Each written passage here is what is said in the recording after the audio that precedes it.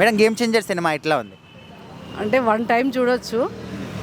కాకపోతే మంచి ఒక మోరల్ ఏంటంటే డబ్బులు తీసుకొని ఓట్లు వేయొద్దు అని ప్రజల లోపల మార్పు తేవడానికి చేసిన ప్రయత్నం లాగా ఉంది. క్లీన్ పాలిటిక్స్ తేవాలని ఉంది. కాకపోతే అక్కడ మదర్ని అట్లా నాకెందుకో అదొక్కటి నచ్చలేదు.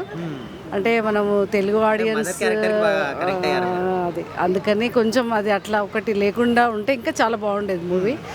అదర్వైజ్ సినిమా బాగుంది. మూవీ మొత్తంలో హైలైట్స్ అంటే ఏం చెప్తారు? హైలైట్స్ అంటే అదే అంటే మన దాన్ని ఏమంటారు, మనీ లేకుండా ఓట్లు వేయాలి. ప్రతి ఒక్కడు ఓటు ఇంక్ మార్క్ అది బాగా నచ్చింది నాకు.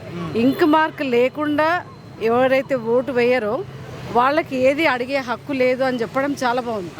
యూత్ గవర్నమెంట్ నుంచి ఎందుకు ఇవ్వాలి? గవర్నమెంట్ అంటే మంచి ప్రభుత్వాన్ని ఎన్నుకోవాలి.